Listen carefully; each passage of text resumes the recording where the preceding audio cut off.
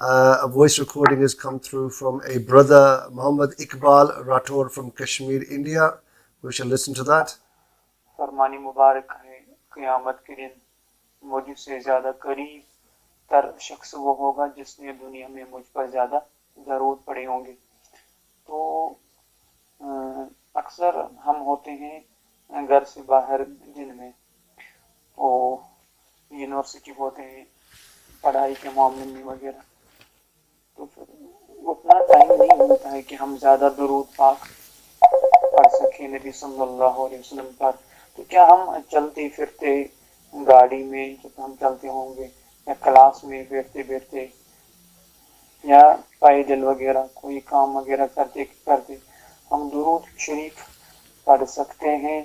اس میں کوئی بے ادبی کا کوئی تو نہیں ہے کہ بے ادبی ہو جائے کہ اگر ہم اس طرح سے درود اپنے آقا صلی اللہ علیہ وسلم پر پڑھیں گے؟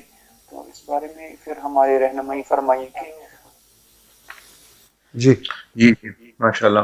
ہاں، اس میں یہ ہے کہ دیکھیں درود شریف نام ہے نبی علیہ الصلوۃ والسلام کے شکریہ ادا کرنے کا کہ انہوں نے ہم پر احسان کیا اور ہمیں سب کچھ عطا فرمایا اللہ کے اذن سے. تو ہم اب کیسے آپ کا شکریہ ادا کریں؟ تو ہم تو یعنی شکریہ ادا کر نہیں سکتے. تو جب شکریہ نہیں ادا کر سکتے تو پھر جو ہے آپ علیہ الصلوۃ والسلام کی جو اللہ کو کی بارگاہ میں ہم پھر دعا کرتے ہیں اللہم صلی علی سیدنا محمد وعلی آل سیدنا محمد وبارک وسلم کہ اللہ تو ہی ان کو اپنے پاس سے نعمتیں اور برکتیں اور سلامتیاں اور رحمتیں نازل فرما. تو اس میں کم از کم یہ ہے کہ جب بندہ بیٹھ کے پڑھے تو حضوری میں درود شریف پڑھے نا بغفلت. مثلا ایک بندہ 1000 دفعہ درود شریف پڑھا ہے تو درود شریف میں 2 دفعہ کم از کم آپ علیہ السلام کا اس میں پاک آتا ہے. تو 2 دفعہ تو اس کو ذہن میں حضور علیہ السلام کی یاد آئے نا کم از کم. اگر چلو سارے درود میں نہیں پڑھ لیکن جب نام لے رہا ہے تو نبی علیہ السلام کی شخصیت اس کے تصور میں آئے. یہ کم از کم نبی ایک مرتبہ تو درود شریف میں آئے. چلو 1000 مرتبہ 1000 مرتبہ حضور علیہ السلام کی سوچ اور تصور اس کے ذہن سے گزرے گا تو اس کا ذہن پاک ہوگا، اس کو فائدہ ہوگا، نبی علیہ السلام سے ایک تعلق پیدا ہوگا. وہ تو جب بیٹھ کے پڑھ لیے بندے نے.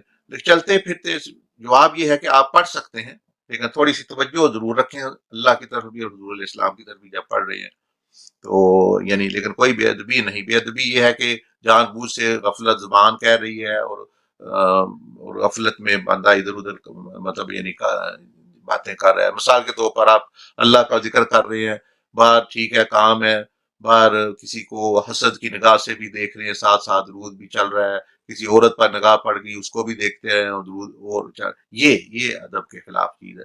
ورنہ ہر جگہ ہر بندہ یعنی پڑھ ہر پاک جگہ میں کام کرتے ہوئے. لیکن حضور علیہ السلام نے جیسے یہ فرمایا یہ بھی فرمایا قیامت کے لوگ قیامت کے دن میرے سب سے زیادہ قریب وہ بندے ہوں گے جو اخلاق میں بہت اچھے ہیں، جو دوسروں کو ملنے ملانے میں جب دوسروں کو ملتے ہیں تو خوش کر دیتے ہیں یعنی ان کو یعنی مل کے. تو وہ لوگ جو ہے فرمایا قیامت کے دن جو ہے یعنی میرے قریب ہوں گے. اور یہ جو بد زبان ہے یہ چیزیں فرمایا ان کو نہ اللہ پسند کرتا ہے اور نہ ہی میں پسند کرتا ہوں اور یہ میرے قریب نہیں ہوں گے. تو یہ کئی چیزیں پھر بندہ اپنا سکتا ہے. لوگوں سے اچھے اخلاق سے ملیں، اچھے طریقے سے بات کریں اور جو بھی آپ سے ملنے کے بعد پہلے سے زیادہ خوش ہو. یہ بھی ایک عمل ہے. یہ کر لے. درود شریف نہیں پڑھ رہا تو یہ عمل کرنا شروع کر دے.